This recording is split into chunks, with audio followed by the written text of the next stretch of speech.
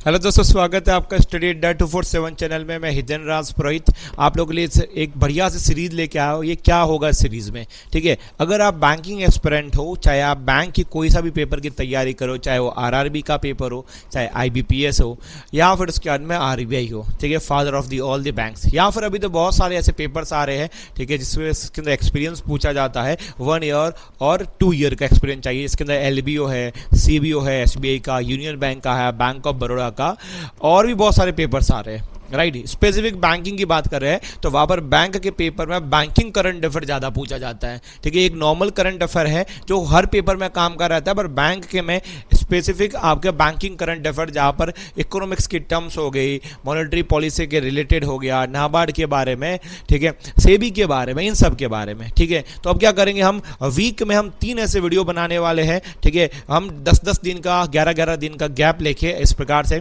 ठीक है, और एक ही वीडियो में आपका 10 दिन का जितने भी बैंकिंग जो मोस्ट इंपोर्टेंट जो न्यूज़ है वो सब के सब मैं कवर करने वाला हूँ, ठीक है। शुरुआत करते हैं महादेव का नाम लेके, और आप देख सकते हो, ठीक है, वीकली करंट अफेयर एक प्रकार से रहेगा, ठीक है, बट इसके अंदर रहेगा 1 to 10 नवंबर का आपका करंट अफेयर। इसमें मैंने बैंकिंग और फाइनेंस वाला कवर कर रखा है। आरबीआई की कोई भी बात है, सेबी की कुछ भी बात है, ठीक है, तो इधर आपकी कवर होने वाली है, ठीक है। अब देखो, ये फोटो में आपके सामने रखा गया ये कि अगर आपको ये जितना भी हम लोग पढ़ रहे हैं इसकी अगर आपको पीडीएफ चाहिए तो क्या करना है। तो पीडीएफ जाने के लिए आपको, ठीक है, ये आप देख सकते हो, ये हमारा एप्लीकेशन है स्टडी अड्डा 247, ठीक है। उसमें आपको आईबीपीएस पीओ करके आपको सेलेक्ट करना पड़ेगा सेक्शन के अंदर, एग्जामिनेशन के अंदर, और वहाँ पर ई लाइब्रेरी करके रहेगा, और ई लाइब्रेरी के अंदर करंट अफेयर का सेक्शन है, इसमें आप टिक करोगे तो आपको जितनी भी पीडीएफ है वो इधर मिल जाएगी, ठीक है।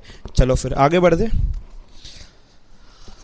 तो आज का पहला न्यूज़ है वो कहाँ से है, ठीक है। तो how am circle by AU, मतलब एयू स्मॉल फाइनेंस बैंक की बात की जा रही है, ठीक है। ये redefine the banking for a women, ठीक है। तो अब ये एम सर्कल है क्या, अपने पेपर में डायरेक्ट ही पूछा जा सकता है कि एम सर्कल है, ठीक है, वो कौन से बैंक ने लॉन्च किया है या फिर ये किससे एसोसिएट है, तो अपने पूरा पढ़ने वाले हैं, ठीक है। चलो पढ़ते हैं। AU Small Finance Bank launched M Circle, a dedicated banking proposition for women offering discounts, health benefit and wealth creation tools tailor to the their need, ठीक है। तो ये क्या है कि जो ये एम सर्कल है ना वो डेडिकेटेड है वुमेन्स को, चाहे वुमन की है, वुमन को अगर कहीं वेल्थ में इन्वेस्ट करना है, इन्वेस्टमेंट करना है, हेल्थ के रिलेटेड है, ठीक है, या फिर कोई भी इनको कोई ऐसी ऑफर्स जहाँ पर डिस्काउंट्स वगैरह है उनकी नीड के अकॉर्डिंग, ठीक है, वो सब प्रोवाइड करेगा, किया जाएगा। और डिटेल में पढ़ते हैं what is M Circle. M Circle is a specialised banking proposition launched by AU Small Finance Bank exclusively for the woman customer. पहला काम ये वुमन कस्टमर के लिए ये लोग कर रहे हैं, ठीक है। पेन को थोड़ा और डार्क कर लेते हैं, यस, हाँ। The M is M in M Circle represent money. M का मतलब है क्या, मनी, मोटिवेशन एंड मॉडर्निटी, ठीक है, reflecting the growing role of the woman in the managing finance, creating wealth and pursuing the empower lifestyle, ठीक है। तो M क्या बता रहा है, ठीक है, एम बता रहा है मनी, मोटिवेशन और the modernity. Day by day आप देख सकते हो मनी जो वुमन का है, ठीक है, आपकी लाइफ स्टाइल समाज के अंदर क्या रोल धीरे धीरे बढ़ता ही जा रहा है, ठीक है, तो उनको एक प्रकार से डेडिकेट किया जा रहा है, ओके। चलो, तो ये हो गया आपका एम सर्कल। आगे बढ़ते हैं। अब ये स्मॉल फाइनेंस बैंक है, देखो ये तो अपने करंट अफेयर बता दिया। अब इससे अपने दिमाग में क्वेश्चन ये आता है कि सर ये स्मॉल फाइनेंस बैंक है, तो इसके बारे में अभी अपने पढ़ने वाले हैं, ओके। तो देखो स्मॉल फाइनेंस बैंक का ये कॉन्सेप्ट है, ठीक है।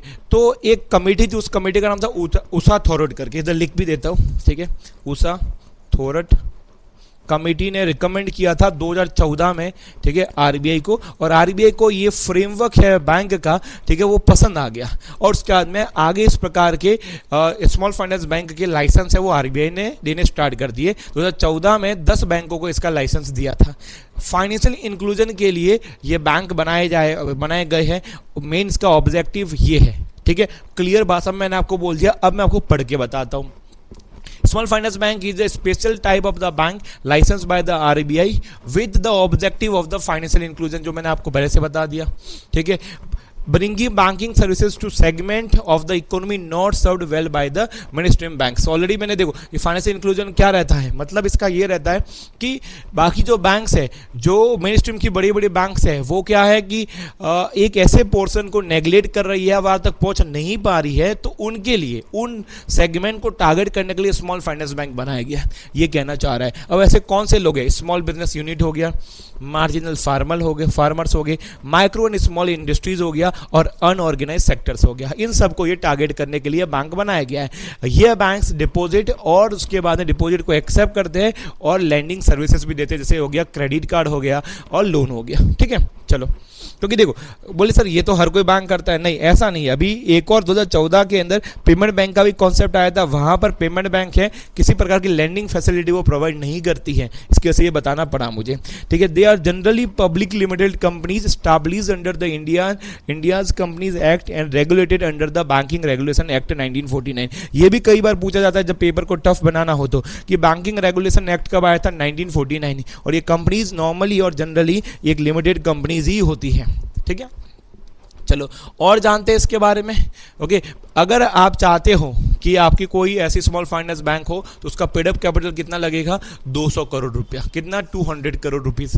Okay, a large proportion of the lending has to go to the priority sector. ठीक है, कितना, ठीक है, तो 75% जितना भी वो लैंडिंग करे उसका 75% प्रायोरिटी सेक्टर लैंडिंग में ही होना चाहिए, PSL के अंदर ही होना चाहिए। और प्राइवेट सेक्टर कौन कौन से हैं, एग्रीकल्चर है, माइक्रो एंड स्मॉल एंटरप्राइज है। Early guideline require about 75% of the net credit to go to the priority sector. ठीक है, इसके पहले इसने ऐसा वो रखा है कि 100 में से 75 रुपया है ना, ठीक है, वो उनको ओनली और ओनली लैंडिंग करना है प्रायोरिटी सेक्टर लैंडिंग के अंदर, PSL के अंदर। डन, क्लियर है। तो ये बाकी बैंकों से कैसे अलग है वो मैंने आपको बता दिया है। At least 25% of the branches of the small finance bank must be unbanked और रूरल एरियाज के अंदर। ऐसी जगह उनका ब्रांच ओपन करना पड़ेगा जहां पर कोई बैंक है ही नहीं, या फिर रूरल एरियाज को ही टारगेट करना है, तभी तो उनका जो मेन है वो मोटिव पूरा हो पाएगा, अदरवाइज तो कैसे होगा। ठीक है, they carry many banking services, जैसे सेविंग अकाउंट है, करंट अकाउंट है, FD है, रिकरिंग है, लगभग सब प्रकार के ये कामकाज करते ही है। ठीक है, चलो, तो ये आपका आज का पहला न्यूज़ इधर कवर हो जाता है। चलो नेक्स्ट सेकंड न्यूज़ पे अपने आ जाते हैं। ठीक है, repatriation of the India's gold, RBI new strategy के बारे में, इसके बारे में थोड़ा जानते हैं ये है भी क्या। ठीक है, कि RBI की जो ये गोल्ड पॉलिसी है ये क्या है भी क्या। ओके, चलो, अब ये RBI की जो पॉलिसी है उसके अंदर क्या बोला गया है। ठीक है, अब इसको देखो, जो हमारा गोल्ड है जो बाहर के देशों में पड़ा हुआ है या फिर बाहर की जो बैंकों में पड़ा हुआ है उसको फिर से अपने देश में लाना है, स्वदेश लाना है। ठीक है, तो रिपेट्रिएशन की बात की जा रही है, ये क्या है। ठीक है, चलो, तो RBI has brought dozen of tons of gold back to the India's between 2023 to 25 as part of the border strategy to strengthen the reserves, reduce the risk and the better use national asset। ठीक है, तो यही कहना चाह रहा है कि RBI के अपना बहुत सारा गोल्ड है, ठीक है, 2023 से लेकर 25 तक अपने इंडिया में लाया है, और उसके पीछे लाने के पीछे एक ही है कि अब हमारी बॉर्डर पहले जितनी कमज़ोर नहीं है, अब काफ़ी सिक्योर है, और हमारा एक स्ट्रेटजी हम बना रहे हैं कि एक प्रकार से हमारी एक नई पॉलिसी बना रहे हैं कि हमारा गोल्ड है तो हमारे पास रहेगा, और इसके और भी बहुत सारे कारण है, मैं एक एक करके मैं आपको आगे बात बताता हूं। ठीक है, अब ये स्ट्रेटेजिक शिफ्ट है, RBI is flying home large volume of the India's gold reserve previously stored the overseas, पहले जो बाहर स्टोर था। ठीक है, between March and September 2025 the RBI repatriated over the 64 tons of the gold। बाप रे, 64 tons of gold से India में ला दिया गया है। ठीक है, और since March 2023 the total amount of the gold bought back stand at 274 tons, making this one of the largest gold relocation since the 1990s। ठीक है, तो इतना बड़ा क्वांटिटी के अंदर गोल्ड को मूव करना पहली बार हो रहा है, बोल सकते हैं 1990s के पहले तो हो रखा था। This move signal not just the logistical change but the significant rethinking of the India's reserve management, sovereignty and the economic resilience। ठीक है, आप इसे समझ रहे हो कि इसमें तो क्या ही बड़ी बात है, ठीक है, बाहर जो सोना पड़ा था वो इंडिया में ला रहे हैं, नहीं, इतना सीधा भी नहीं, इतना सिंपल भी नहीं है, ठीक है, ये अच्छी बात है हमारे लिए। और एक नेगेटिव बात भी पहले थी कि हमारा सोना हम बाहर क्यों रख रहे थे, ठीक है, तो ये भी कारण में अपनी इधर देखते हैं। अब देखो कितना सोना है इंडिया के पास, आरबीआई के पास, ठीक है, जो हम बाहर से ला रहे हैं वो भी देख लेते हैं एक बार। सब डेटा हमारे पास लेटेस्ट वाला है, ठीक है। What is RBI doing with India's gold? As of September 2025, India's total official gold reserve is 880 metric ton, इतना गोल्ड हमारे इंडिया के पास है, ठीक है, ये डेटा मैंने बता दिया। अब ये डेटा चेंज होगा तो वो भी डेटा चेंज होगा, इसलिए मैंने इधर लिखा हुआ है एज ऑफ द सितंबर 2025, ठीक है। आउट ऑफ दिस, इसमें से 575 है, ठीक है, वो इंडिया में स्टोर है, इंडिया के कहीं ना कहीं स्टोर है, ठीक है। 290 टन है वो अब्रॉड के अंदर है, चाहे वो बैंक ऑफ इंग्लैंड हो या फिर BIS हो गया, बैंक फॉर इंटरनेशनल सेटलमेंट, जहाँ से अपने बेसल नॉर्म्स वगैरह आते हैं, ठीक है, उसकी बात है। और 13.99 मेट्रिक टन है वो held as a gold deposit के अंदर रखा हुआ है इस प्रकार से। तो ये वाला पैसा को हम, ये वाले गोल्ड को हम टारगेट लगा कर रहे हैं कि इंडिया में आए, ठीक है। तो डेटा आपके सामने हो गया, याद रखना भैया, जो मैं आपके लिए जो पेपर बना रहा हूँ, ठीक है, उसके अंदर ये सब डेटा रखूंगा, ठीक है, पहले से बता देता हूँ, तो ये रट लेना, ठीक है। वाई इज गोल्ड बिंग रिप्रिएटेशन, ठीक है, रिप्रिएटेड, ठीक है, क्यों ऐसा हम कर रहे हैं, उसके पीछे मेन कारण आपके सामने मैं बता देता हूँ। देखो, इनहेंसिंग द नेशनल सॉवरेनिटी, ठीक है, हम किसी पर डिपेंडेंट नहीं है भैया, कोई कल उठ के हमें ब्लैकमेल नहीं कर सकता, हमारे जो असेट्स को कहीं कब्जा करके, ठीक है, फिर ऐसा ना बोले कि चलो हम अब आपको अगर करना है, मानना है तो हमारे अकॉर्डिंग। ऑलरेडी रसिया के साथ और भी कंट्रीज के साथ में किसने कर रखा है, USA ने करा हुआ है ये चीज़, ठीक है। सेकेंड नंबर पे इम्प्रूव द डोमेस्टिक स्टोरेज, पहले हमारा इतना स्टोरेज अच्छा नहीं था, वहाँ पर चोरी के और भी वहाँ पर कोई भी किस प्रकार के इवेंट हो सकते थे, तो इसकी वजह से अभी वो इम्प्रूव हो चुके हैं, अभी हम रख सकते हैं, तो ये है कारण। मिटिगेटिंग द जियोपॉलिटिकल रिस्क, देखो पहले इतनी रिस्क नहीं थी, पर अभी रिस्क बहुत ज़्यादा है, रिस्क ज़्यादा तो रिस्क को तो कम करना पड़ेगा, ठीक है। अभी आप जिस प्रकार से इंडिया और USA के बीच में आप टेंशन देखते हो, ठीक है, और USA का एक बढ़िया एलाई कौन है, UK है, और UK में हमारा बहुत सारा स्टोरेज रहता है।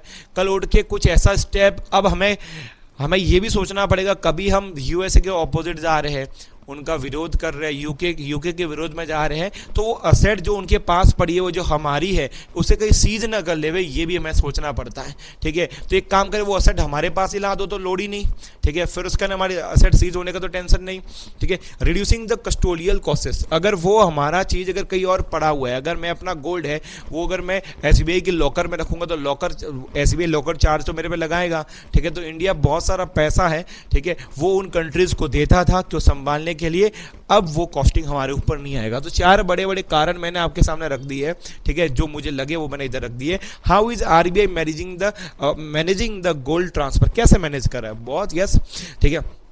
तो हाई सिक्योरिटी वॉल्स रहते हैं और एक ऐसे शिपमेंट चलते हैं जहाँ पर बहुत कम लोगों को इसके बारे में इंफॉर्मेशन होती है और उसके थ्रू क्या हो रहा है, ठीक है, ये मूव हो रहा है, okay. The process involve the tight security, secret logistics and coordination with foreign institutions. Gold is flown in discrete shipment under the secure arrangement and placed into the RBI controlled high security wallet, जो मैंने आपको बता दिया world के अंदर है, ठीक है। these transfers are plan and well in advance to ensure the minimum risk, देखो रिस्क तो रहने वाली है, पर हम उसे कितना कम से कम कर सकते हैं वो हमारे ऊपर है, एंड मैक्सिमम ट्रांसपेरेंसी रहनी चाहिए while avoiding the disruption in the market confidence, ठीक है। तो ऐसा नहीं हो जाए कि बीच में कुछ ना कुछ थोड़ा बहुत गोल्ड अगर चोरी हो जाए तो वो ना चले, तो ट्रांसपेरेंसी भी रखनी है और रिस्क कम से कम रखनी है, ये है क्लियर। चलो, तो आज की 2 न्यूज़ हो गई, और न्यूज़ भी आप देखो, ठीक है, एग्जाम में तो आएगा ही, मगर इसके अलावा आपको ये सब चीज़ें वैसे भी पता होनी चाहिए कि हमारी, ठीक है, हमारा RBI है और हमारा जो पॉलिटिकल जितनी चीज़ें हो रही है वो सब इधर मैं आपके लिए डिस्कस करूंगा, ठीक है। What is the new RBI rule about the loan against the silver, देखो पहले बच्चों क्या होता था, ठीक है, कि ओनली और ओनली गोल्ड के बदले ही क्या अपने लोन मिलता था, अभी क्या है कि सिल्वर को भी वो वैल्यू दिया जाएगा कि जो गोल्ड को दिया जाता है, ठीक है, मतलब सिल्वर के बदले भी अब क्या मिलेगा, आपको लोन मिल सकता है, LTV और वगैरह चेक किया जाएगा उसके बदले। तो आप बोल सकते हैं silver is a new gold for the Indians, ठीक है, जिनका सिल्वर है अच्छी बात है, आप लोन लेना चाहते हो मिल जाएगा, कितना मिलेगा, कैसे मिलेगा, सब आपके लिए डेटा लेके आए हो, तो देखो अच्छे से, ठीक है। ये सब चीज़ें पढ़ने में बड़ी बोर लगता है, पर मैं आपको बहुत ही आसान भाषा के अंदर बताने वाला हूँ जिससे आपका बैंकिंग अवेयरनेस एकदम 0 से हीरो में पहुंच ही जाएगा। ठीक है, the Reserve Bank of India has announced a new rule under the Reserve Bank of India lending against the gold and silver collateral direction 2025, जो भी नई डायरेक्शंस आए हैं जो लागू होने वाले हैं अप्रैल 1 2026 से। ये है डेटा नया। ठीक है, ये भी डायरेक्ट पूछा जा सकता है, अप्रैल 1 2026 से ये पॉलिसी लागू होगी।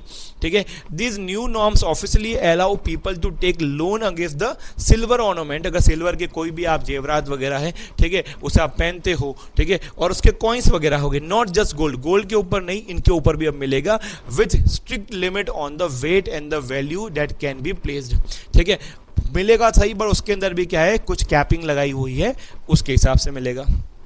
ठीक है, अब क्या है कैपिंग देखते हैं। सिल्वर जो ऑर्नामेंट्स है up to 10 kg and silver के जो कॉइन है उसके अंदर 500 gram can be used as a collateral. ठीक है, तभी इतना ही अमाउंट के अंदर आपको वो कोलेटरल रख सकते हो, उसके बेस पे आपको क्या मिलेगा, लोन मिल सकता है, उससे ज़्यादा नहीं।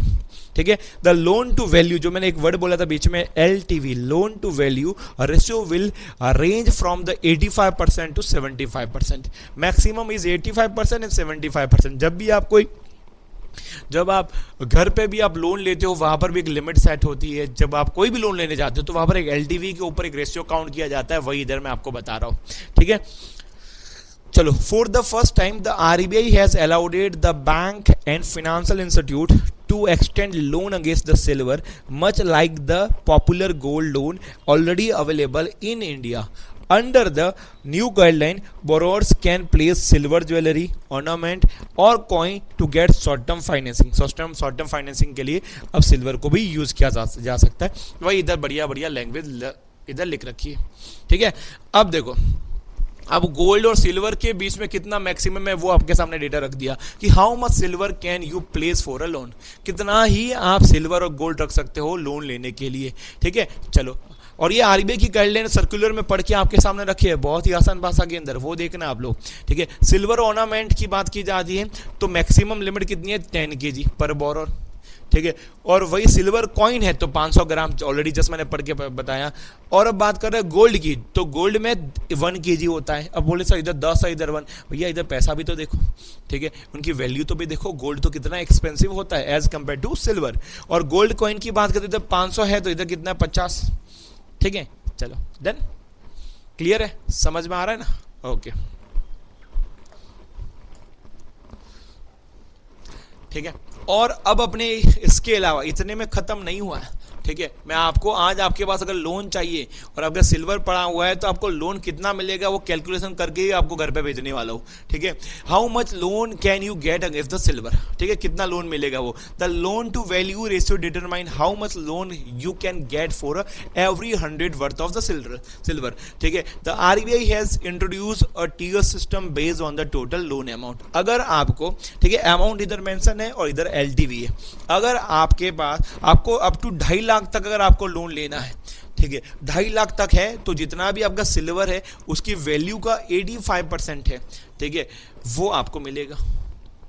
ठीक है, और वही 2.5 से लेके 5 है तो 80%, और वही अबव 5, जितना ज़्यादा अमाउंट ऊपर जाएगा, ठीक है, लोन का अमाउंट उतना आपका वो LTV क्या होता जाएगा, कम जाएगा। और LTV ऐसा नहीं कि और कम होगा, नहीं, इतना ही, 85 से लेके 75, maximum is 85 and lower is 85%। ठीक है, तो इन बिटवीन ही रहेगा। एग्जाम्पल आपके सामने रख देता हूँ, इससे कंफ्यूजन कुछ ना हो कि सर बोला है बट समझ में तो नहीं आ रहा, सब लिखा हुआ है। For example, if you silver ornament are valued at the 1 lakh, मैं मान लेते हैं कि चलो ये घड़ी है, ठीक है, ये सिल्वर की है, ठीक है, और इसकी वैल्यू है 1 लाख रुपीज। ठीक है, you can borrow up to 85,000। ठीक है, तो ये घड़ी मैं बैंक वालों को दे दूंगा और उसके बदले में वो मुझे क्या दे देंगे, ठीक है, 85,000 का अमाउंट एज अ लोन दे देंगे। अगर वो मैं नहीं लौटाता हूँ तो घड़ी उनकी होगी। ठीक है, तो if the place silver is, अब मान लेते हैं कुछ और चीज़ें, मान लेते हैं कि कुछ मेरे पास कुछ ऐसी कोई चीज़ है, मान लेते हैं कि ये बोर्ड है, बोर्ड के ऊपर, रिटेल बोर्ड के ऊपर एक इधर पूरी इधर टैपिंग कर रखी है, ठीक है, वो सिल्वर की है, और वो मुझे लोन लेना है 7 लाख का। ठीक है, 7 लाख का अगर मुझे लेना है, ठीक है, तो मैं उसके लिए और नहीं सॉरी, ये जो लेना नहीं है लोन, अगर मान लोन लेना से कोई फर्क नहीं पड़ता, आपको मिलेगा कितना वो मैटर करता है ना। तो ये जैसे मैंने बोला, ये बोर्ड के ऊपर ही सिल्वर की एक प्रकार से थोड़ा सा क्रैक लगा हुआ है, ठीक है, चांदी ऊपर लगा रखी है, ओके, और उसका वैल्यू है 7 लाख रुपया। और मैं ये बोर्ड है किसको, बैंक वालों को पकड़ा देता हूँ तो वो मुझे कितना पैसा देगा। अब 7 लाख तो क्या हो गया, 5 लाख से ऊपर है, ठीक है। तो एक काम करते हैं, 7 लाख का 75% कर लो, और 75% करोगे तो 5.25 की रेंज में आ जाएंगे अपने, तो इतना मिलेगा। क्लियर है। तो मैंने इसका भी एग्जांपल रख दिया, इसका भी बता दिया, ठीक है। अब इससे ज़्यादा तो हम क्या ही बताएं। तो ये याद रखना, यस, क्वेश्चन बड़े प्यारे प्यारे बनने वाले हैं, अच्छे से आप साथ साथ में देखते रहना, क्वेश्चन बहुत बढ़िया, ठीक है। ऐसे क्वेश्चन जो आपको ही आएंगे और किसी को नहीं आने वाले, ठीक है। India's banking giant SBI reach the 100 billion mark, ठीक है। SBI डे बाय डे बढ़ता ही जा रहा है, उसका मार्केट वैल्यू तो आप देखो पैसा, ठीक है, इंटरनेशनल लेवल की आप एक ग्लोबल बैंक बनता जा रहा है, ठीक है। State Bank of India has achieve the historic dual milestone by the crossing $100 billion, ठीक है। ये रुपी नहीं है, डॉलर की बात की जा रही है। In a market capitalisation, market cap मतलब उस कंपनी का टोटल वैल्यू कितना है, आज ये कंपनी बिकती है, ठीक है, तो उनको इसके ओनर प्रमोटर्स को कितना मिलेगा, $100 बिलियन, ठीक है। और हम और बिजनेस की बात करते हैं तो 100 एंड 100 ट्रिलियन रुपी की बात कर रहे हैं इन टोटल बिजनेस। तो बिजनेस ये है और ये मार्केट कैप है, बोथ आर सेपरेट थिंग, दोनों अलग अलग हैं, ठीक है। चलो ओके, फिर आपका नेक्स्ट कौन सा है, टोटल बिजनेस ने सरपास किया है 100 ट्रिलियन रुपी को, along side the market cap fit SBI total business, a combination of the advance and deposit है सरपासेस द, ठीक है। अब देख लेते हैं कितना एडवांस है कितना डिपॉजिट। अब एडवांस क्या होता है, एडवांस मतलब लोन की बात कर रहे हैं, ठीक है। तो उनके 44.2 लाख करोड़ का तो उनका लोन है, ठीक है। तो उनके लिए तो क्या है, ये एसेट ही हो गई, और ये एसेट के ऊपर उनको क्या मिलने वाला है, इंटरेस्ट मिलने वाला है, तो कमा रहे हैं भयंकर वाला। डिपॉजिट कितना है बच्चों, 55.9 लाख करोड़, ये हो गया, ठीक है। तो इतना सारा, तो इन दोनों को ऐड करेंगे तो उनका क्या मिल जाएगा, बिजनेस मिल जाएगा। और किसको ये टच होने वाला है, 100 ट्रिलियन रुपीज को ये टच होने वाला है, हो गया, होने क्या वाला है, हो चुका है, ठीक है। चलो, तो ये होगी इधर न्यूज़ कंप्लीट। अब इतना पढ़ा है तो क्यों ना SBI के बारे में जाने थोड़ा। तो SBI जुलाई 1 जुलाई 1955 को इसका स्टैब्लिशमेंट हुआ था, गोरे वाला कमेटी ने रिकमेंड किया था, ठीक है। हेडक्वार्टर इसके बात करते तो मुंबई के अंदर है, यही सब इधर लिखा हुआ है, ठीक है। मगर इतने में ख़त्म नहीं होता, हमें चेयरमैन भी हमें पता रखना है, तो CS सेट्टी अगर आपको याद रखना है, ठीक है। और टोटल ब्रांचेज की बात करते तो ऑल ओवर इंडिया 22,000 जितनी ब्रांचेज है, ठीक है, सबसे हाईएस्ट। और एक और चीज जो लास्ट में जो हाईलाइट कर रखा है, SBI एक ऐसा बैंक है जो रिजर्व बैंक ऑफ इंडिया ने डोमेस्टिक सिस्टमेटिकली इंपोर्टेंट बैंक मतलब DSIB के अंदर भी ऐड कर रखा है। अब ये क्या होता है, मतलब ये बैंक इतने बड़े हैं, टू बिग टू फेल करके, अगर ये बैंक फेल हो जाते हैं, ठीक है, तो रियल में इंडिया की इकोनॉमी पे भी इम्पैक्ट आएगा भयंकर वाला। हो सकता है कि एज अ इंडिया की इकोनॉमी भी खत्म हो जाएगी, इतना बोल सकता है कि इतना इनके अंदर अकाउंट्स और स्कैन में डिपॉजिट्स और लोन्स वगैरह सब कुछ है, ठीक है। तो इस कैटेगरी के अंदर RBI ने अभी HDFC, SBI और ICICI बैंक, इसको 3 बैंकों को ऐड कर रखा है, टू बिग टू फेल, ठीक है। चलो, तो यार 3 इंफॉर्मेशन देखो आप, अभी तक हमने 3 न्यूज़ भी पढ़ाई है और लगभग 22 मिनट जितना हो गया है, कितना डिटेल में हम पढ़ रहे हैं, और अभी आगे न्यूज़ है, ठीक है। तो यस, थोड़ा लोड आने वाला है आपको, मगर एक बार पढ़ोगे कभी आपके जीवन में लोड नहीं आएगा। RuPay is becoming the card of choice, all credit to UPI। Simple भाषा में बताऊँ तो डे बाय डे रुपए के यूजर्स है वो बढ़ते जा रहे हैं, और उसके पीछे मेन क्रेडिट जा रहा है, ठीक है, क्योंकि वो रुपए कार्ड है वो हम किस में ऐड कर सकते हैं, ठीक है, और UPI के अंदर ऐड कर सकते हैं, आपको पता हो तो, ठीक है। रुपए जो क्रेडिट कार्ड है वो हम क्या किस में ऐड कर सकते हैं, कि UPI में ऐड कर सकते हैं, और इसके से आपको भी फिजिकल क्रेडिट कार्ड लेके घूमने की कोई जरूरत नहीं, डायरेक्ट आप स्कैन कर सकते हो और क्रेडिट कार्ड में से आपका पैसा माइनस हो जाएगा। The Indian payment ecosystem has undergone a dramatic transformation over the past few years, largely driven by the adoption of the UPI की वजह से हमारे ट्रांजेक्शन बहुत ज़्यादा हो रहे हैं। UPI का पूरा नाम है unified payment interface. Among the most significant beneficiary of this digital payment revolution is रुपए, ठीक है, रुपए की वजह से। इंडिया डोमेस्टिक कार्ड नेटवर्क है ये। Okay, with UPI linked credit card, जो ये मैंने बोला वो यही है, with UPI linked credit card transaction surge, मतलब ट्रांजैक्शन बढ़ रहे हैं। RuPay has seen a remarkable rise in both transaction volumes and the market shares, positioning itself as the card of choice for the millions of the Indians. ये वाली आपको line याद रखनी है। मेन इसका जो है इंपैक्ट आया है यूपीआई लिंक्ड क्रेडिट कार्ड की वजह से, ठीक है। तो नंबर 1 कार्ड कहीं ना कहीं इंडिया का यूजर्स के मामले में बनता जा रहा है ये। Okay, growth in the UPI linked credit card transaction, उसमें दिख रहा है भयंकर वाला, ठीक है। कितना हो रहा है, तो nearly 40% of the total by the volume and according to the beneficiary data. Okay, this is the fourfold increase from the 10% share recorded at the end of the financial year 24। Okay, और भी growth बता रखा है, ये सब data है हमारे सामने। UPI linked credit card usage has grown from the 2% to 8%, पहले 2% था, अब 8% तक हो गया है, शोइंग द सिमिलर एक्स्ट्रापोनेंशियल ग्रोथ, ठीक है। तो ओवरऑल पूरा पढ़ने के बाद हमें मेन चीज़ यही दिखती है, उसकी वजह से यूपीआई क्या बोलते हैं, यूपीआई और रुपए दोनों का ही भला हो रहा है। और दोनों के फादर कौन है, एनपीसीआई, ठीक है, एनपीसीआई। अब एक काम करें, दोनों के बारे में थोड़ा थोड़ा जान लेते हैं, यूपीआई के बारे में और रुपए के बारे में, और एनपीसीआई के बारे में भी थोड़ा मैं आपको बता दूंगा, ठीक है। यूनिफाइड पेमेंट इंटरफेस 2016 में NPCI, national payment corporation of India ने इसको क्या किया था, बनाया था विद आरबीआई और आईबीए, इंडियन बैंकिंग एसोसिएशन की बात की जा रही है।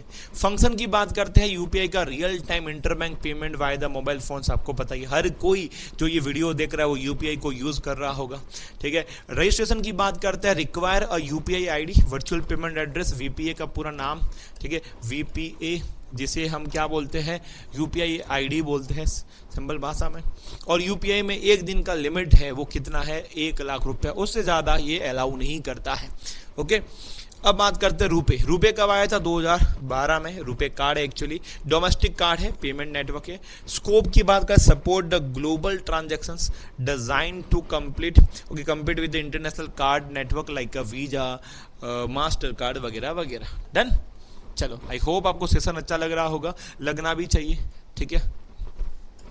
अब फिर नेक्स्ट न्यूज़ पे आगे बढ़ते हैं। रिलायंस की बात करते हैं, इंडिया का एक बहुत बड़ा कंपनी प्राइवेट सेक्टर का।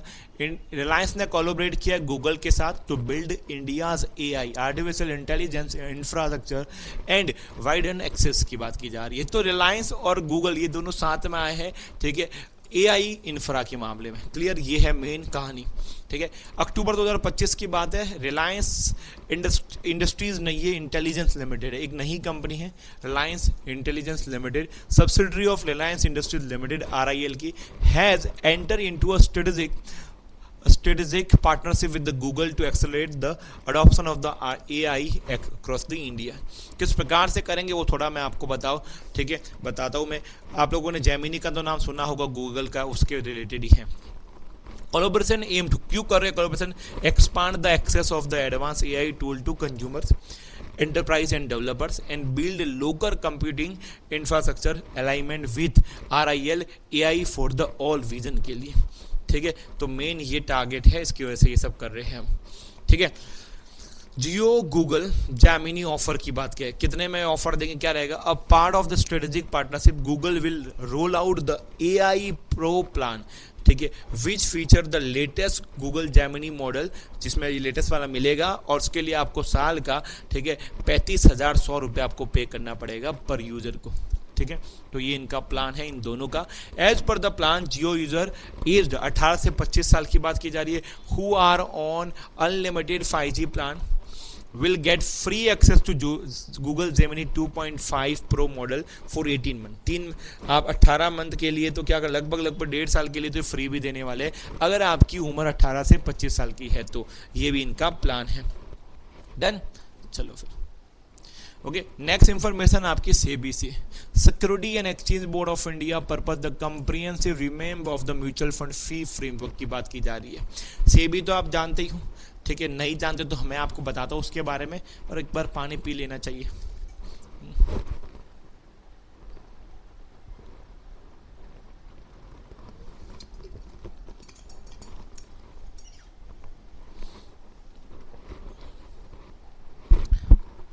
चलो, सेबी की बात कर रहे हैं। Security and exchange board of India release a consultation paper. हाँ मैं आपको सॉरी मैं भूल गया, ठीक है, सेबी के बारे में कुछ बताना चाह रहा था, फिर आगे बढ़ते हैं, बता देते हैं, पहले न्यूज़ देख लेते हैं। पहले अपने क्या करेंगे, पहले न्यूज़ पे काम करेंगे, देन आफ्टर अपने जो स्टैटिक इंफॉर्मेशन है वो कवर करेंगे, ठीक है। तो क्या बोल रहा है करंट फी, ठीक है। The SEBI release a consultation paper proposing a comprehensive revamp of the mutual fund fee framework in India to make charges clear, fair and more beneficial for investor. देखो सिंपल भाषा में आपको बताऊं, सेबी एक रेगुलेटरी बॉडी है जो कैपिटल मार्केट, सिक्योरिटी मार्केट या mutual market को क्या करता है, ये रेगुलेट करता है। अब जो रेगुलेटरी बॉडी रहती है उसका काम काज रहता है कि पब्लिक के इंटरेस्ट में वो काम करे, ठीक है, और कंपनी के इंटरेस्ट में भी काम करे।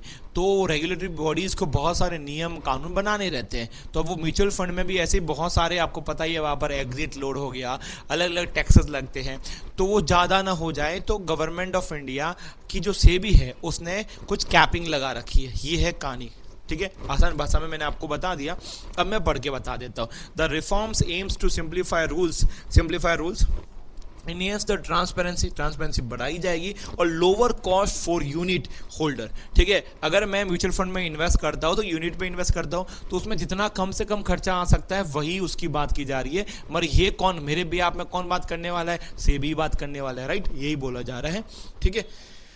चलो, और ये भी याद रखना, सेबी म्यूचुअल फंड रेगुलेशन 1996 वाला एक्ट, ठीक है, जिसके अंदर मेंशन है ये tax and government levies like a cess. देखो कौन कौन से टैक्सेस लगते हैं पहले तो म्यूचुअल फंड में, वो मैं आपको बता देता हूँ। सिक्योरिटी ट्रांजैक्शन टैक्स, जिसे एसटीटी बोलते हैं, जीएसटी लगता है, गुड्स एंड सर्विस टैक्स लगता है, and stamp duty will be excluded from the total expense ratio, ठीक है।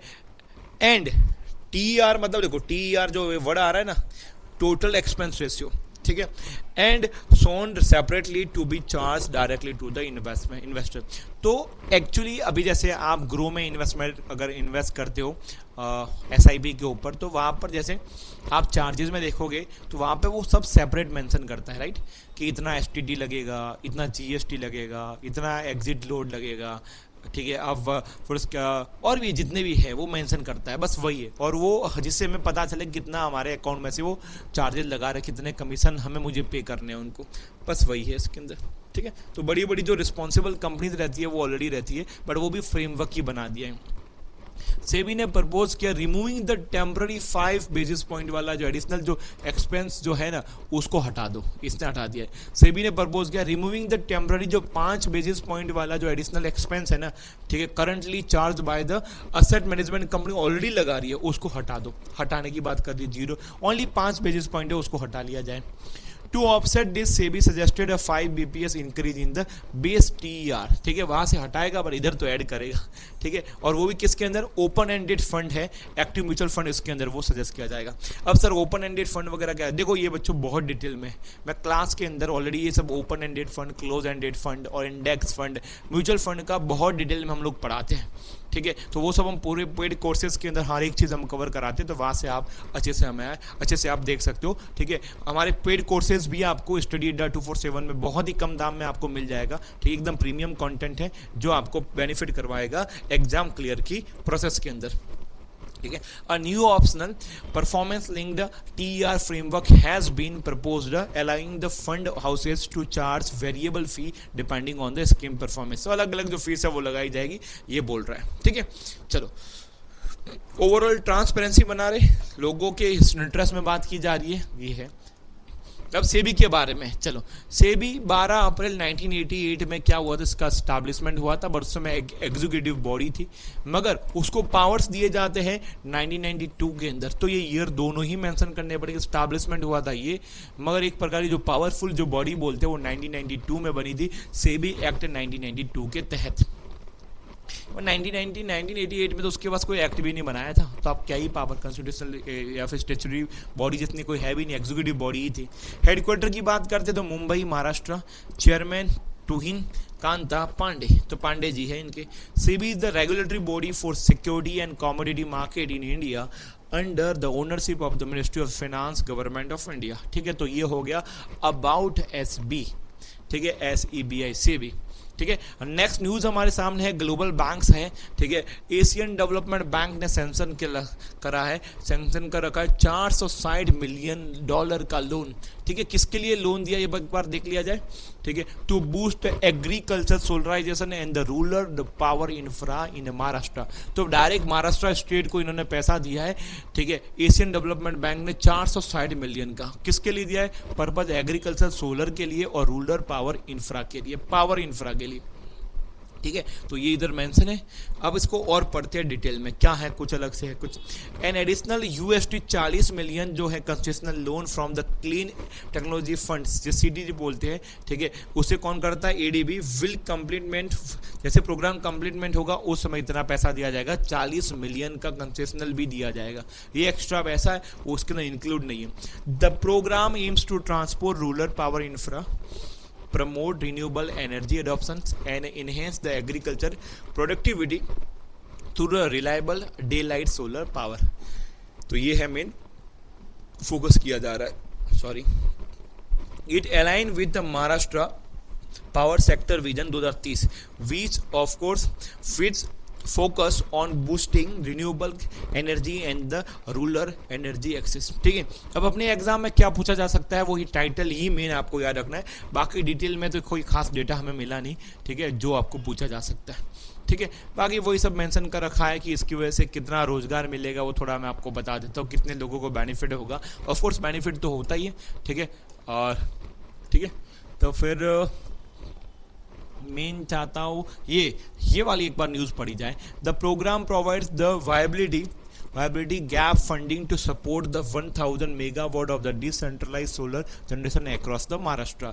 तो ये डेटा भी हमारे लिए काम का है, 1000 मेगावाट है, वो डिसेंट्रलाइज सोलर जनरेशन के में हेल्प करेगा कहीं ना कहीं, जो हमारे जो वाइडिंग गैप्स है उनको पूरा करने के अंदर, ठीक है। टारगेट के अंदर बात करते हैं, the target to deliver daylight solar power to 9 lakh farmer by 2028, reduce the 3 million ton of the greenhouse gases, उससे ये भी रहेगा, एंड लोअर ऑपरेशनल कॉस्ट भी हो जाएगा, reduce transformer failure by 25%। Overall हर जगह बेनिफिट ही बेनिफिट है, ठीक है।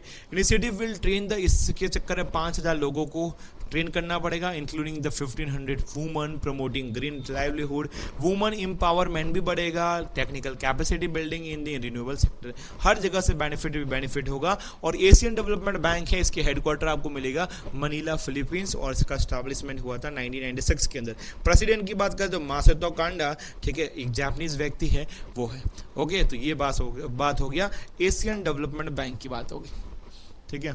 चलो, तो ये न्यूज़ थोड़ी बोरिंग थी, ठीक है, क्योंकि डिटेल इसकी ज़्यादा ही ले रखी थी, पर इतना कोई खास काम का उसमें डिटेलिंग में मिला नहीं, जो एग्जाम के पर्सपेक्टिव से देखे तो।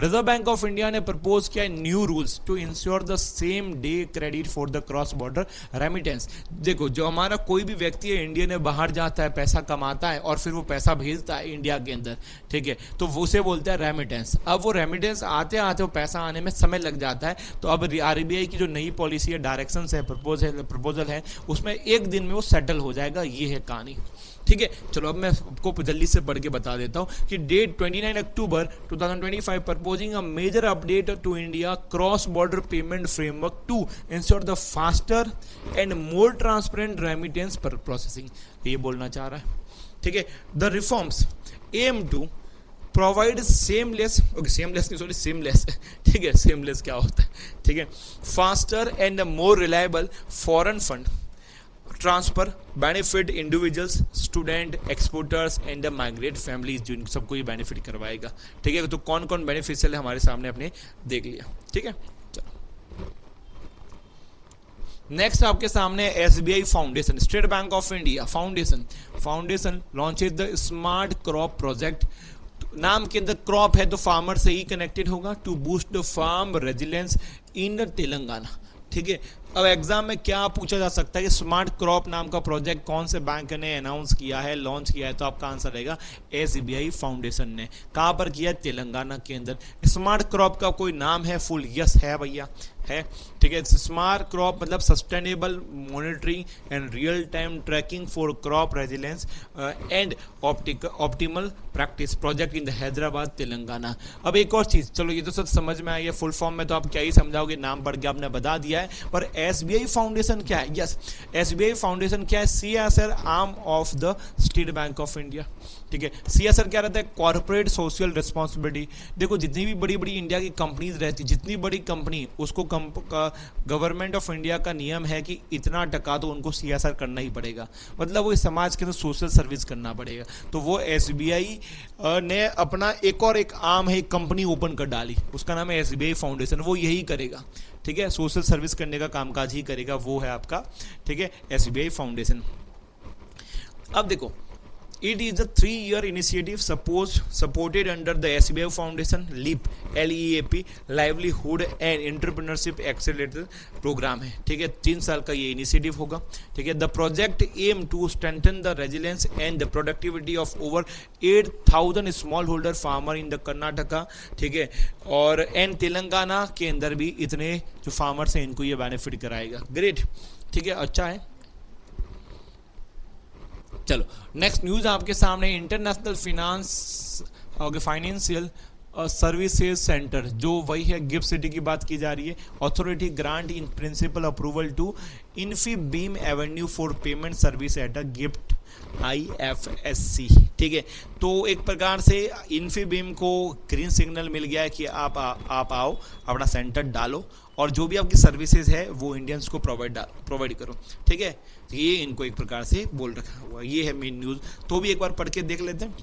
इन अक्टूबर 2025 IA FinTech IFSC Private Limited, IA FinTech, a wholly subsidiary of Infibeam Avenue Limited, उसकी ये है, इसकी अलग से एक कंपनी और बना रखी है, received in principle approval from the IFSC to operate as a payment service provider, जैसे फ़ोन पे वगैरह नहीं होती इस प्रकार से, ऐसे payment service provider at GIFT IFSC Gandhinagar Gujarat, ठीक है। तो इनवाइट कर रखा है कि चलो आप आ सकते हो, ठीक है।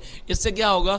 The initiative aims to provide the faster, cost effective and the transparent digital payment and settlement solution for the businesses, okay, for business operating in the GIFT और IFSC, ठीक है। तो उनको ये IFSC, तो उनको ये बेनिफिट मिलेगा। चलो नेक्स्ट न्यूज़ हमारे सामने, इंडिया का जो GST है उसका मैं आपको उसका एक डेटा आपके सामने रख रहा हूँ कि ये बढ़ता ही जा रहा है, जबकि GST तो अब की और कितना कम किया, ठीक है। तो कम करने के बाद में आया नो डाउट एक फ्लो कम तो दिखा, बट तो भी और भी हाई हम हो सकते थे, ठीक है। तो डेटा एक बार आप देख लो, टैक्स कलेक्शन है वो 4.6% इंक्रीज हुआ है to 1.96 lakh crore in the October महीने के अंदर गवर्नमेंट ऑफ इंडिया ने GST के थ्रू लगभग 2 लाख करोड़, ठीक है, लगभग 2 लाख करोड़ जितना अमाउंट है GST से कलेक्ट हुआ है। ऐसा मैं नहीं बोल सकता 2 लाख, 1.96 ही आपको याद रखना पड़ेगा, क्योंकि अगर मैं 4 लाख करोड़ तो बहुत ज़्यादा हो जाता है, छोटा तो अमाउंट है नहीं, 4 भी क्या है, लाख करोड़ है, ठीक है। तो 1.96 ही मुझे याद रखना पड़ेगा, ठीक है, आप भी ऐसे याद रखिएगा, ठीक है। It was a 5-month high in collection with 1.89 crore collection in September में 1.89 था, आपकी और 1.96, और बढ़ते बढ़ते हो सकता है कि ये 2 लाख की जो ये थ्रेशोल्ड है उसको भी ये हिट करे, ठीक है। फाइनेंस मिनिस्टर निर्मला सीतारमन हो, आप जानते होंगे इनको, कौन नहीं जानता है, इंडियंस है, ठीक है। Inaugurated the newly constructed CGST, GST के भी टाइप्स होते हैं, ठीक है, एक CGST होता है, एक SGST होता है, एक आपका IGST भी होता है, और एक UTGST होता है। 4 GST के टाइप है, उसमें CST भवन बना है गाजियाबाद के अंदर, ठीक है। चलो अब CGST मतलब क्या रहेगा, central goods and service tax की बात भवन है वो डाला हुआ है। 116 करोड़ का कॉम्प्लेक्स है, ठीक है, जिसके अंदर complex bring the together the CGST CGST Ghaziabad commissionerate, उसके अंदर क्या क्या होगा देखो वो बात की जा रही है। ऑडिट कमिश्नरेट होगा, CST का जो अपील्स कमिश्नर है वो भी वहाँ पर होगा, पे एंड अकाउंट ऑफिस भी डाला हुआ है, एक रूप के अंदर जितनी भी सब सर्विसेज आपको दी जाएगी, ठीक है। The new state of the art, मतलब खतरनाक वाली बिल्डिंग बना रखी है जिसमें 2 बेसमेंट भी है, 7 फ्लोर भी है, ग्रीन बिल्डिंग है, ठीक है, 7 फ्लोर है, स्प्रेड अक्रॉस द 2.21 एकड़ में फैला हुआ है। पार्किंग स्पेस की बात कर 300 व्हीकल है, वो इधर पार्क भी हो सकते हैं, ठीक है। और जिस पे अब बोले सर ये सब भी पूछा जाता है क्या, नहीं ऐसा नहीं है। इसके ये मैंने लिखने के पीछे कारण है, इसके आगे आप बढ़ोगे तो इस जो ये इंफ्रा बनाया हुआ है इसको अवार्ड भी मिला हुआ है, ठीक है। It features the eco friendly system such as solar panel भी है, रेन वाटर हार्वेस्टिंग अगर वो आ जाएगा तो उसे हार्वेस्ट कर से उसे स्टोर कर सकते हैं। हैज रिसीव्ड द ग्रीह 5 star award for the sustainable design, जो डिज़ाइन बनाया है वो बहुत यूनिक है, उसको गवर्नमेंट ऑफ इंडिया की तरफ से अवार्ड भी मिल चुका है, ठीक है। तो ये है मेन कारण जिसकी वजह से मैंने आपको ये न्यूज़ को लिया, ठीक है। नेक्स्ट न्यूज़ हमारे सामने है, सिटी यूनियन बैंक की बात की जा रही है। City Union Bank secure the $50 million funding from the International Finance Corporation to support the green financing for MSME, ठीक है। तो देखो IFC के बारे में बात करते तो इंटरनेशनल फाइनेंस कॉर्पोरेशन है, ये वर्ल्ड बैंक का एक वर्ल्ड बैंक ग्रुप के अंदर एक बॉडी है, ठीक है। उसके अंदर देखो वर्ल्ड बैंक के अंदर और भी बहुत सारी है, जैसे आप देखोगे तो एक IBRD आती है, एक आइडिया आता है, एक IFC आता है, एक मीगा आता है, एक ICSID आता है। तो ये 5 बॉडी आप देख सकते हो, और ये पांचों मिलके क्या बनता है, वर्ल्ड बैंक बनता है। तो इधर हम बात कर रहे हैं IFC इंटरनेशनल फाइनेंस कॉर्पोरेशन, और ये प्राइवेट सेक्टर के ही को ही डेवलपमेंट करने के लिए बनाया हुआ है। तो देख सकते हो सिटी यूनियन बैंक है वो एक प्राइवेट बैंक है, ठीक है। तो ये पैसा देने वाला है 50 मिलियन का, ठीक है। The funding aims to support the MSME in transition to energy efficient and the cost effective renewable solution, particularly solar and the wind power project, ठीक है। तो ये बोला गया विंड पावर प्रोजेक्ट इन सबको ये कनेक्ट करेगा।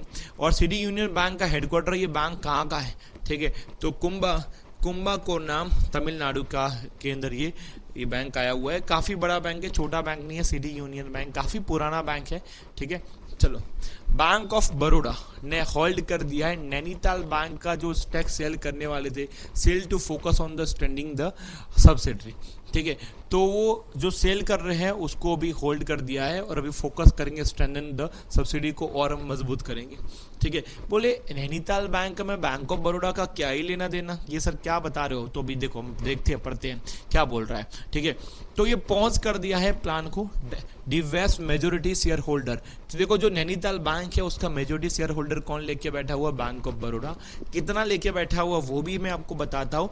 वो क्या कर रहा है, धीरे धीरे अपना वो इन्वेस्टमेंट जो है उसको वो क्या है बेच रहे हैं, ठीक है। तो बेचने के हिसाब से अब वो प्लान को क्या करे, उन्होंने होल्ड पे रख दिया, ये बोल रहे हैं, ठीक है। तो Q2 फाइनेंशियल ईयर 2024 की बात कर रहे हैं। बैंक ऑफ बड़ौदा ने इन्फ्यूज किए थे 169 crore into the Nainital Bank Limited, raising the subscribed capital to 165.72 crore and share का प्रीमियम कितना है, premium to 258.12 crore, boosting the bank capital base.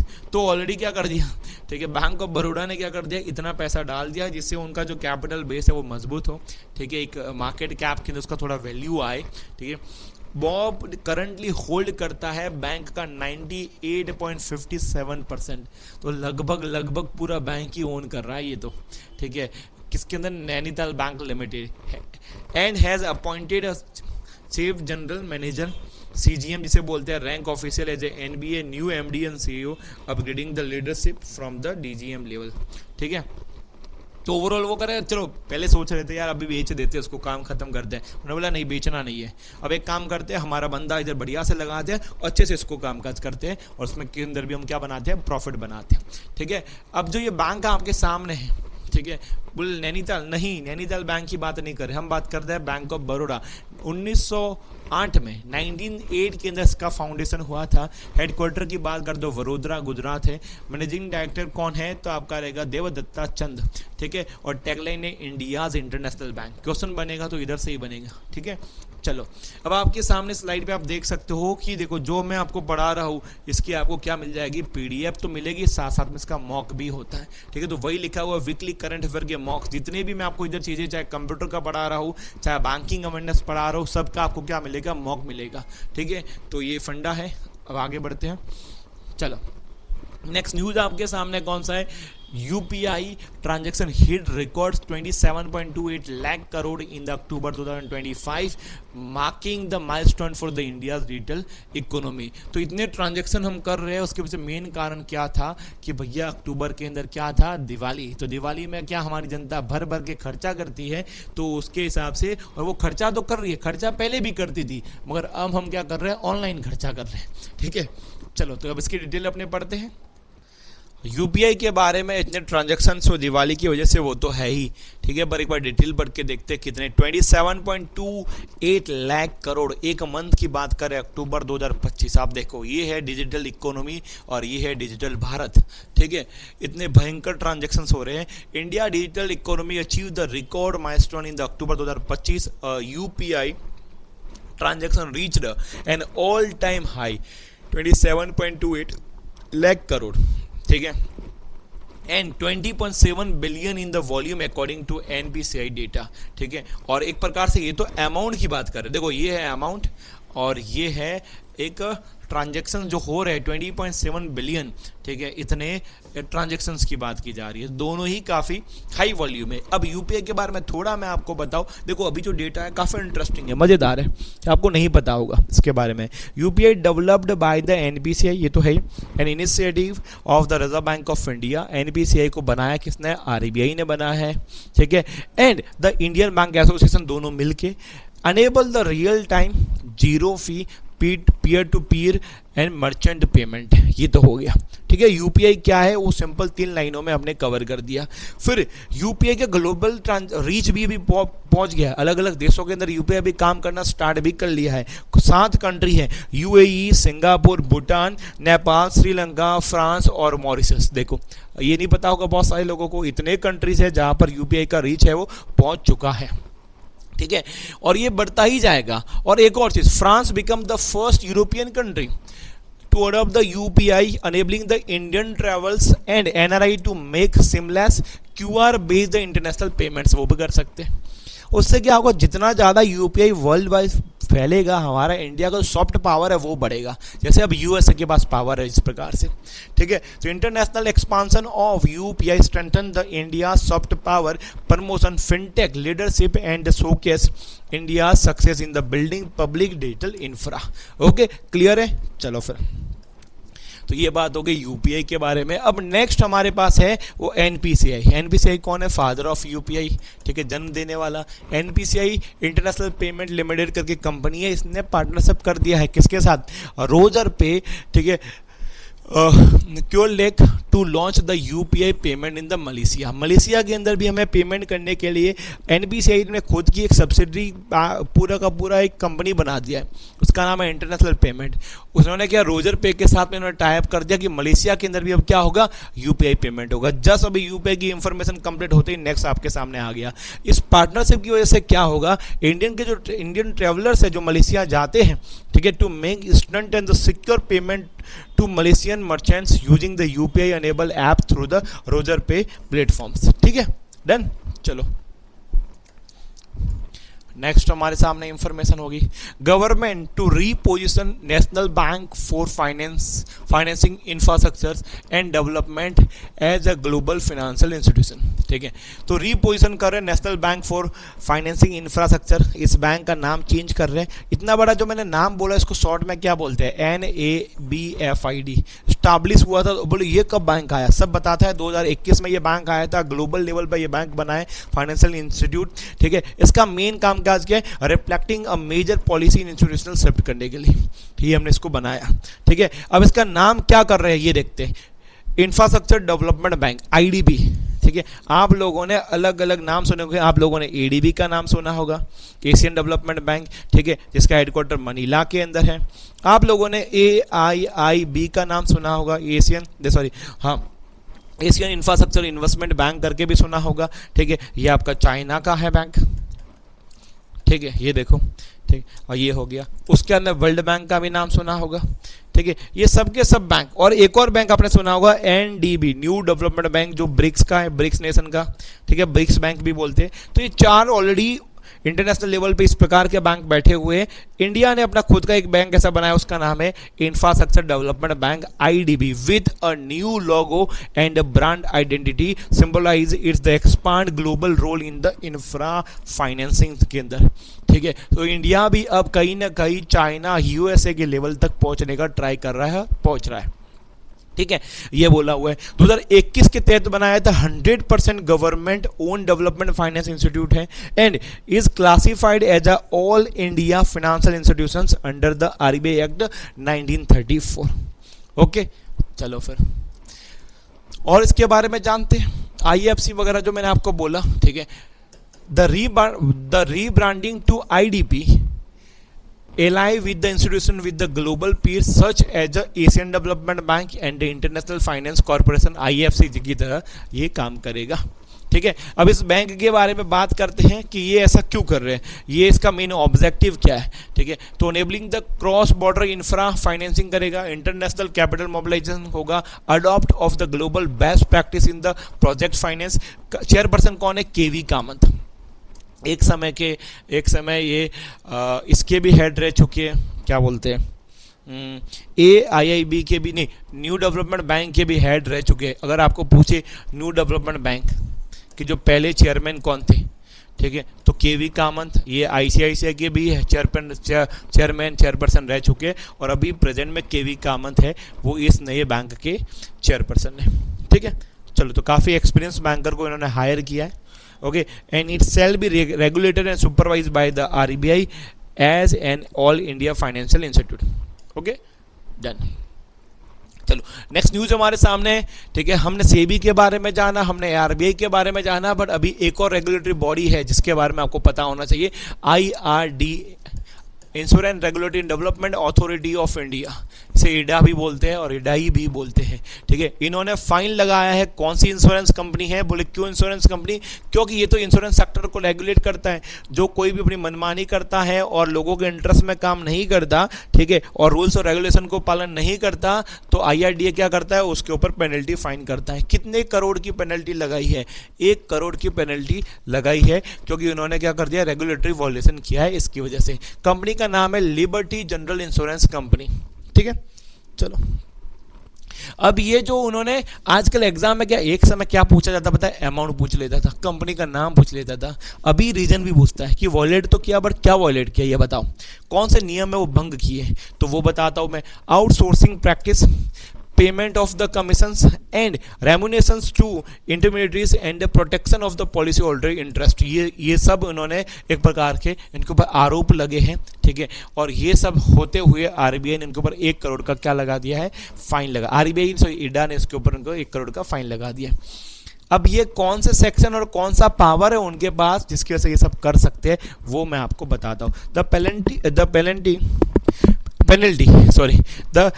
penalty was imposed under Section 102 of the Insurance Act 1938, which empower ADI to take action against the insurer for non-compliance with regulations, ठीक है। तो ये आपको section 102 भी याद रखना है। हेडक्वार्टर की बात करते तो हैदराबाद, जो तेलंगाना के अंदर आया हुआ है। चेयरपर्सन कौन है, अजय सेठ, और फाउंडेशन हुआ था, एस्टैब्लिशमेंट हुआ था वो 1999 में हुआ था, IRDAI का, ठीक है।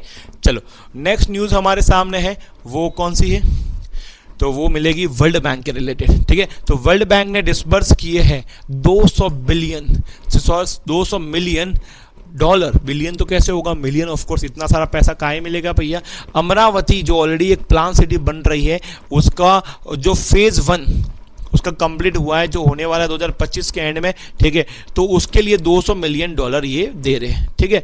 तो ये कौन सी वाली, एक प्रकार से ये ट्रेंड्स वर्ड क्या रहता है, ठीक है। तो ये एक प्रकार से जब भी एक बड़ा अमाउंट मिलता है, अनाउंस किया जाता है, तो एक साथ में नहीं मिलता, वो थोड़ा थोड़ा प्रोजेक्ट वाइज आपको मिलता है। अगर मैं कोई लोन लेता हूँ, ठीक है, घर के लिए भी लोन लेता हूँ, तो घर कितना बन रहा है उसके बेस पे बैंक से वो पैसा देता रहता है, बस वही इधर बात की जा रही है, ठीक है।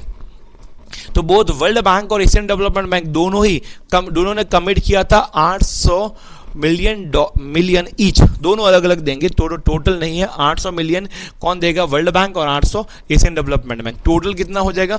1.6 बिलियन डॉलर, ठीक है। 13,600 करोड़ रुपया अगर कन्वर्ट करते हैं इंडियन रुपए के अंदर फेज 1 के लिए प्रोजेक्ट का, ठीक है। गवर्नमेंट ऑफ इंडिया ने कमिट किया था कि अलग से 1400 करोड़ तो मैं दूंगा, ठीक है। तो बहुत सारा पैसा जा रहा है अमरावती को बनाने के लिए। फेज 1 की फंडिंग कितनी है? 15,000 करोड़। देखो फेज 1 में टोटल पैसा कितना लगना है? 15,000 करोड़, ठीक है। 15,000 करोड़ में से ऐसा है कि 800 करोड़ कौन देगा? ठीक है, 800 करोड़ कौन देने वाला है? ये मैं सॉरी, ये दोनों मिला के आपको कितने देंगे? 800, ये डॉलर के अंदर है, 800 मिलियन डॉलर में जा रहा है, ठीक है। तो ये 800 और 800, ये 1600 मिलियन डॉलर। इसको अगर रुपये में कन्वर्ट करता हूँ तो कितना हो जाएगा? 13,600 करोड़, ठीक है। और ये इंडियन रुपी। डन, समझ में आ गया। अब इसमें 15,000 के लिए कितने कम पड़ रहे हैं? तो उन्होंने बोला 1400 करोड़। 1400 अगर कौन देने वाला है? Government of India. तो सब मिला के कितना खर्च हो जाएगा? 15,000 करोड़ रुपया इन्वेस्ट होने वाला है अमरावती के अंदर फेज 1 के लिए। क्लियर? ठीक है, एकदम क्लियर हो गया होगा अमाउंट का, क्योंकि अमाउंट पूछा जा रहा है अभी, ठीक है। तो अपने भी इधर उसके ऊपर अमाउंट के ऊपर काम करेंगे। The first disbursement of 207 million dollar from the World Bank was made in the March 2025 with 50% utilisation so far. ठीक है, चलो तो ये बात हो गई। ओके, और यस, वर्ल्ड बैंक के बारे में थोड़ा जाने तो 1944 में इसका स्टैब्लिशमेंट हुआ था। हेडक्वार्टर वाशिंगटन डीसी के अंदर है। अजय बगा इंडियन ही है, एक समय मास्टर कार्ड के चेयरपर्सन थे। वो अभी कौन है? प्रेसिडेंट है किसके? वर्ल्ड बैंक के, और मेंबर है 189 कंट्रीज मेंबर है। ठीक है, चलो तो नेक्स्ट न्यूज़ हमारे सामने वो आप देख सकते हो हेडलाइन के अंदर। तो न्यूज़ हमारे सामने है, एसबीआई म्यूचुअल फंड की बात की जा रही है। वो इन्वेस्ट कर रहा है 100 करोड़ का, जो लेंसकार्ट 100 करोड़ में कर रहा है। लेंसकार्ट आपको पता ही है, ठीक है, आईवीआर कंपनी है, 2008 में ये फाउंड हुई थी, ठीक है। और इसके जो प्रमोटर है और उसके बाद में आप ये फाउंडर है, ठीक है, वो ऑलरेडी कहाँ पर आते हैं? पीयूष बंसला, ठीक है, शार्क टैंक में आता ही है, काफ़ी अभी तो पॉपुलर हो गए। आईपीओ उन्होंने निकाला है, ठीक है, why the pre offer placement, ठीक है, आईपीओ निकालने के पहले ही, ठीक है, इतनी बड़ी कंपनीज क्या है कि और कोई किसी को इन्वेस्ट करना है तो वो पहले से इन्वेस्ट कर सकता है, ठीक है, उसे बोलते हैं प्री ऑफर प्लेसमेंट बोला जाता है। ठीक है, तो एसबीआई म्यूचुअल फंड ने इन्वेस्ट कर दिया 100 करोड़, ठीक है। The fund purchase 24.87 lakh shares, ठीक है, इतने शेयर्स इन्होंने खरीदे हैं, 402 पर share from the promoter Neha Bansal करके। ठीक है, नेहा बंसल एक्चुअली क्या है, इनकी जो लेंसकार्ट है उसकी को फाउंडर है, via the SBI optimal equity fund and the SBI emergent fund AIF के थ्रू। ठीक है, इसकी वजह से जो नेहा बंसल है उनका जो शेयर है, स्टेक है, वो कम हो गया, स्लाइटली कम हुआ। पहले उनका 7.61 था, अभी 7.46 है। ठीक है, तो काफी मतलब स्लाइटली कम हुआ है। ठीक है, और यही इतना अमाउंट है, इतना ही लगभग स्टेक है, वो अब एसबीआई को मिल जाएगा। ठीक है, 7,278 crore IPO will open on October 31 with a price band of 382 से लेके 402 पर share, valuing the company at over 69,700 crore at the upper and. इतना उन्होंने एक मार्केट वैल्यू उन्होंने सेट करी, लगभग 70,000 करोड़ की कंपनी। रियल में बच्चों देखा जाए तो इसके प्रॉफिट्स वगैरह, मैं भी आईपीओ में इन्वेस्ट वगैरह तो कभी कभी करता हूँ रियली, क्योंकि मेरा कभी आईपीओ लगता नहीं है तो मेरा इंटरेस्ट वो टूट ही गया है। ठीक है, मगर नॉलेज ऑफ कोर्स सब रखते हैं इसके बारे में। ये कंपनी इतना डिजर्व भी नहीं करती कि इतना हाई वैल्यूशन के ऊपर करे। एक्चुअली इस वैल्यूशन में आप अगर इसमें इन्वेस्ट करते हो तो आपका पैसा प्रमोटर के जेब में ही जाने वाला और कुछ भी नहीं है। ठीक है, जो इनके इन्वेस्टर्स हैं उनको काफ़ी बेनिफिट होगा, हमें तो कोई बेनिफिट हुआ दिखता है नहीं।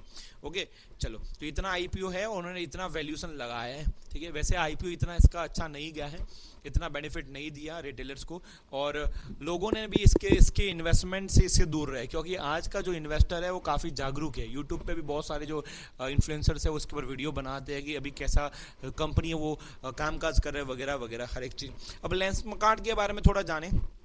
Lenskart, founded in 2008, is one of the India's largest omni-channel eyewear brand and will be listed on stock exchange on November 10, 2025। ठीक है, तो अभी तक जिस प्रकार से मैं आज ये वीडियो बना रहा हूँ ऑलरेडी ये लिस्ट हो चुका है। ओके, चलो फिर अब नया न्यूज हमारे सामने है, एशियन डेवलपमेंट बैंक, ऑलरेडी आज हम इसके बारे में बता ही दिया है, और वर्ल्ड बैंक के बारे में भी मैंने आपको बता दिया है। ये दोनों के दोनों एक पैक्ट साइन कर रखा है, 3 बिलियन का एक्सपोजर एक्सचेंज करने वाले एग्रीमेंट, ठीक है, to enhance the landing capacity for developing countries. Developing countries को ये दोनों मिलके $3 बिलियन का ये एक प्रकार से क्रेडिट फैसिलिटी देने का कामकाज करने वाले दोनों ही मिलके, ठीक है, ये मेन है। अब इसे क्या बोलते हैं, EEE बोलते हैं, एक्सपोजर एक्सचेंज एग्रीमेंट बोलते हैं, ठीक है, to enhance the landing capacity for developing members countries like India वगैरह। तो हमारे जैसे लोगों की, हमारे इंडिया के वगैरह, ये पैसा इसमें से कुछ पोर्शन हमारे पास भी आ सकता है और इंडिया में डेवलपमेंट वर्क हो सकता है। This marks the ADB first EEA with the World bank, पहली बार ऐसा हो रहा है, एंड 6th ओवरऑल सिंस 2020, ठीक है, bringing the total exchange amount of the 9 billion, ठीक है। तो ADB का पहले बार है, पर वर्ल्ड बैंक का बात करते हैं तो ऐसा मल्टीपल टाइम्स हो रखा है, और अभी तक इस प्रकार के एग्रीमेंट से $9 बिलियन के इन्होंने जो एक्सचेंज है वो अमाउंट का कर रखा है, ठीक है। The EEA aims to reduce the portfolio concentration risk by the allowing the multilateral development banks MDs to exchange the sovereign exposure with the countries having the lower और द नो क्रेडिट रिस्क। जहाँ पर कम से कम risk हो, वहाँ पर ऐसी countries को वहाँ पर ये पैसा दिया जाएगा, ठीक है, और ये क्या कमाएंगे, इंटरेस्ट कमाएंगे, ठीक है। ऑलरेडी मैंने बताया हुआ है कि जो ADB का हेडक्वार्टर कहाँ पर है, मनीला फिलीपींस के अंदर 1996 के अंदर इसका एस्टैब्लिशमेंट हुआ था। मोसा था इसके जो प्रेसिडेंट है, और जब मेंबर्स की बात करें 69 मेंबर है एशियन डेवलपमेंट बैंक के।